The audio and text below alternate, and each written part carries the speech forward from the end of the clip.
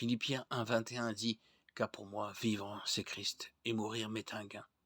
La plupart des gens se concentrent sur la deuxième partie du verset « Mourir est un gain » et contemplent les joies du ciel. Mais nous ne devons pas négliger ce qui vient avant. L'importance de l'expression « Vivre, c'est Christ » ne peut être surestimée. En toute honnêteté, cette expression devrait être au cœur de la vie de chaque chrétien. Dans cette déclaration, l'apôtre Paul dit que tout ce qu'il a essayé d'être, tout ce qu'il est et tout ce qu'il attendait de devenir pointé vers Christ. Depuis le moment de la conversion de Paul jusqu'à son martyre, chaque geste qu'il a fait visait à faire progresser la connaissance, l'évangile et l'église de Christ. Le seul objectif de Paul était de rendre gloire à Jésus. Vivre c'est Christ signifie que nous proclamons l'évangile de Christ. Paul a prêché dans les synagogues, il a prêché au bord des rivières, il a prêché en tant que prisonnier, il a prêché en tant qu'apôtre, il a prêché en tant que fabricant de tentes. Son message était constant, Jésus-Christ et Jésus-Christ crucifié, 1 Corinthiens 2,2.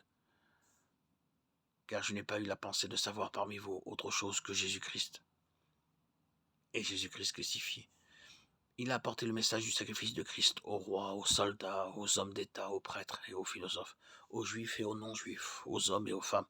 Il prêchait littéralement à quiconque voulait l'écouter. Vivre c'est Christ signifie que nous imitons l'exemple de Christ. Tout ce que Jésus a fait et dit, c'est ce que Paul voulait faire et dire. L'Église a bénéficié de son exemple pieux. Suivez mon exemple comme je le fais moi-même. 1 Corinthiens 11,1. Que ferait Jésus? C'est ce que nous voulons faire. Demandez à Jésus. Soyez mes imitateurs comme je le suis moi-même de Christ. 1 Corinthiens 11,1. Vivre c'est Christ signifie que nous recherchons la connaissance de Christ.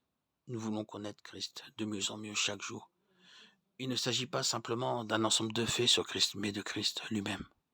Je veux connaître Christ et connaître la puissance de sa résurrection et participer à ses souffrances pour devenir semblable à lui dans sa mort, afin de parvenir d'une manière ou d'une autre à la résurrection des morts. Philippiens 3, 10, 11. Vivre, c'est Christ, signifie que nous sommes prêts à renoncer à tout ce qui nous empêche d'avoir Christ. Le témoignage de Paul à ce sujet, tous ces gains que j'avais pour moi, je les ai considérés maintenant comme une perte à cause de Christ. Et même, je les considère comme des ordures à cause de l'excellence de la connaissance de Jésus-Christ, mon Seigneur, pour lequel j'ai tout perdu.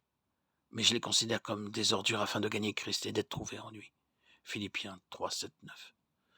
Nous accrochons à la promesse de notre Seigneur dans Marc 10, 29, 30, selon laquelle nos sacrifices pour Jésus seront récompensés au centuple. Vivre, c'est Christ, signifie que Christ est notre objectif, notre but et notre désir principal.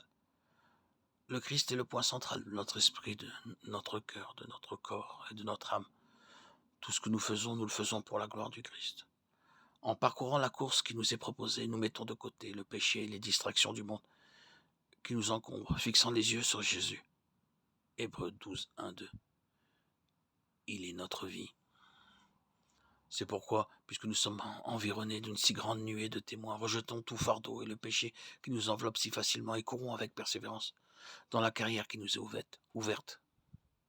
Ayant les regards sur Jésus, le chef et le consommateur de la foi, qui, en vue de la joie qui lui était réservée, a souffert la croix, méprisé l'ignominie et s'est assis à la droite du trône de Dieu.